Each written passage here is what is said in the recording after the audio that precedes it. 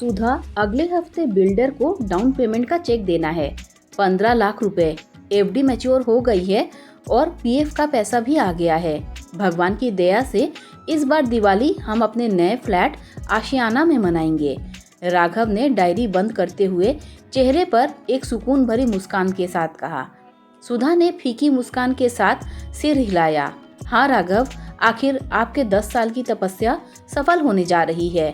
लेकिन सुधा की आवाज में वो खनक नहीं थी। उसका मन कहीं और उलझा हुआ था। कल रात ही मायके से फोन आया था। उसके छोटे भाई समीर का चयन अमेरिका की एक प्रतिष्ठित यूनिवर्सिटी में मास्टर्स के लिए हो गया था। यह पूरे परिवार का सपना था, लेकिन स्कॉलरशिप के बावजूद दाखिले और वीज़ा के लिए उन्हें तुरंत 10 लाख रुपए की ज़रूरत थी। पिताजी रिटायर हो चुके थे और उनकी जमा पूंजी पहले ही समीर की कोचिंग और घर की मरम्मत में खर्च हो चुकी थी। सुधा जानती थी कि पिताजी अपनी पुश्तैनी जमीन बेचने की सोच रहे हैं, लेकिन गांव में जमीन के भाव गिरे हुए थे और इतनी जल्दी खरीदार मिलना नामुमकिन था। सुधा के पास अपने गहने थे, लेकिन वे सब बैंक के लॉकर में थे, जिसकी चाबी राघव के पास रहती थी। वह राघव से कैसे कहे? राघव ने पिछले 5 सालों से एक नई शर्ट तक नहीं खरीदी थी।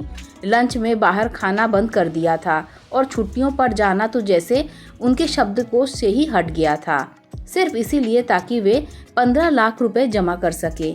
अब जब मंजिल बस एक कदम दूर थी, सुधा उससे यह कैसे कह दे कि राघव, मेरे भाई के लिए अपने सपने को थोड़ा सा टाल दो। उसने सोचा कि वह नहीं कहेगी। वह अपने पिताजी से झूठ बोल देगी कि राघव के पास अभी पैसे नहीं हैं। लेकिन दिल जानता था कि समीर का साल बर्बाद हो जाएगा। 2 दिन बीत गए। घर में तनाव का माहौल था। राघव अपने होम लोन के कागजात तैयार कर रहा था और सुधा अपनी बेचैनी छिपाने की कोशिश कर रही थी। तीसरे दिन शाम को राघव ऑफिस से जल्दी आ गया। उसके हाथ में एक मिठाई का डिब्बा था। सुधा, मिठाई लाओ, एक बहुत अच्छी खबर है, राघव ने उत्साह से कहा। सुधा का दिल बैठ गया। उसे लगा शायद बिल्डर ने पोजीशन की तारीख दे दी है या लोन पास हो गया है। उसने कांपते हाथों से पानी का गिलास राघव को दिया। क्या हुआ, लोन का लेटर आ गया? सुधा ने बुझे मन से पूछा। अरे लोन तो बात की बात है। खबर यह है कि समीर का वीज़ा अप्रूव हो गया है और उसकी फ्लाइट अगले हफ्ते की है, राघव ने बर्फी का टुकड़ा सुधा के मुंह में डालते हुए कहा। सुधा सन्न रह गई। क्या? लेकिन पैसे? पिताजी ने तो कहा था कि इंतजाम नहीं हो पा रहा। राघव ने अपनी शर्ट की आस्तीन ऊपर चढ़ाई और सोफे पर बैठ गया।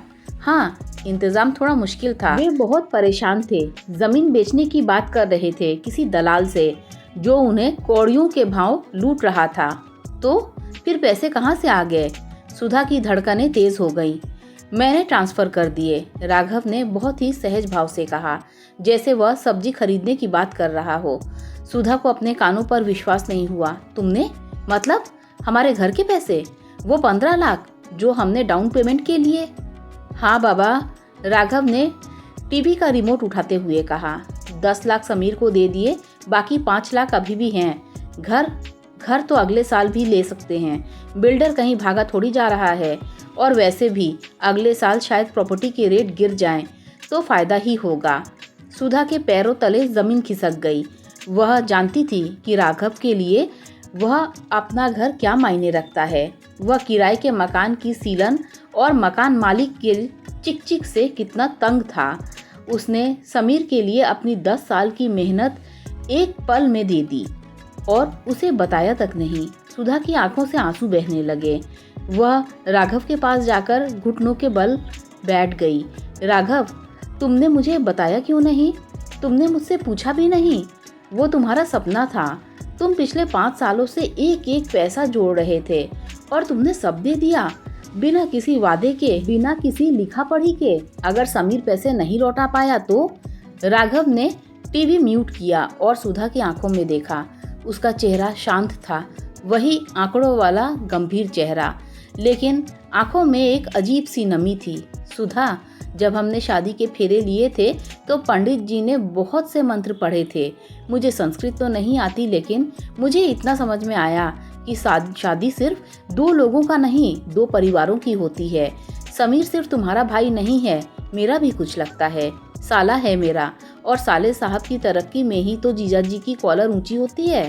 राघव ने थोड़ा रुककर आगे कहा, और रही बात पूछने की या वादा करने की, तो सुधा, वादे वहाँ किए जाते हैं जहाँ शक की गुंजाइश हो, जहाँ थोड़ा भरोसा होता है, वहाँ स्टैम्प पेपर की ज़रूरत नहीं होती। मुझे पता है समीर काबिल लड़का है, वह पैसे लौटा देगा, और अगर नहीं भी लौटा पाया तो क्या हुआ, एक घर कम होगा पर एक इंसान तो बन जाएगा।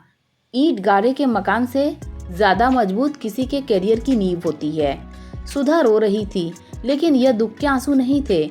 उसे आज राघव का वह रूप दिखाई दिया जो शायद किसी रोमांटिक हीरो से भी बड़ा था। उसने कभी नहीं कहा था कि मैं तुम्हारे परिवार को अपना मानता हूँ। उसने कभी बड़ी बड़ी बातें नहीं की थी, लेकिन जब समय आया तो उसने अपने सपनों को बलि चढ़ाकर सुधा के परिवार को बचा लिया। पर राघव, लोग क्या कहेंगे? सब पूछ रहे थे कि हम कब शिफ्ट हो रहे हैं। सुधा ने सिसकते हुए कहा, लोगों का क्या है, कह देंगे कि बिल्डर से बात नहीं बनी, या कह देंगे कि हमें लोकेशन पसंद नहीं आई। राघव हंसा। सुनो, अब रोना बंद करो, मुझे भूख लगी है। और हाँ, समीर को फ़ोन करके कह देना कि वहाँ जाकर सिर्फ पढ़ाई करे, पार्ट टाइम जॉब के चक्कर में पढ़ाई खराब न करे। पैसे कम पड़े तो बता दे, मेरी किडनी अभी सलामत है। सुधा हंस पड़ी आंसुओं के बीच। उसने राघव का हाथ अपने गाल से लगा लिया। उसे महसूस हुआ कि सच्चा प्रेम गुलाब के फूलों और कैंडल लाइट डिनर में नहीं, बल्कि त्याग और समझदारी के उन खामोश पलों से होता है। उस रात उस किराए के छोटे से मकान में सुधा को लगा कि वह दुनिया के सबसे सुरक्षित और आलीशान महल में है, क्योंकि उस घर की छत भले ही किराए की थी, लेकिन उस रिश्ते की नींव विश्वास के सबसे मजबूत पत्थर पर टिकी थी। राघव ने बिना कोई वादे किए, बिना कोई शोर मचाए यह साबित कर दिया कि निभाना उसे कहते हैं जब आपको अपनी परवाह से ज़्यादा सामने वाले की ज़रूरत की फिक्र हो। सुधा रसोई में गई और चाय बनाने लगी। बाहर बारिश अब भी हो रही थी, लेकिन अब वह डरावनी नहीं, सुहानी लग रही थी। उसने मन ही मन तय कर लिया कि अब वह भी राघव के त्याग को व्यर्थ नहीं जाने देगी। वह ट्यूशन शुरू करेगी, थोड़ी और बचत करेगी। घर तो वे बना ही लेंगे, लेकिन आज राघव ने जो विश्वास का घर बनाया था, उसमें दरार कभी नहीं आने देगी। समीर अमेरिका चला गया। 2 साल बाद वह लौटा, एक बड़ी नौकरी के साथ। उसने आते ही सबसे पहले राघव के हाथ में एक चेक और एक चाबी रखी। चेक राघव के दिए हुए पैसों का था और चाबी उस नए फ्लैट की थी जिसे राघव ने पसंद किया था। समीर ने अपनी पहली सैलरी और साइनिंग बोनस से उसका डाउन पेमेंट कर दिया था, लेकिन उस दिन 2 साल पहले की उस बरसात की शाम को राघव ने जो निवेश किया था, उसका रिटर्न पैसों में नहीं, उस सम्मान में मिला जो सुधा और उसके परिवार की आंखों में राघव के लिए हमेशा हमेशा के लिए बस गया था। दोस्तों, अगर आपको ये कहानी अच्छी लगी हो तो लाइक, शेयर, सब्सक्राइब कीजिए। Thanks for watching this video.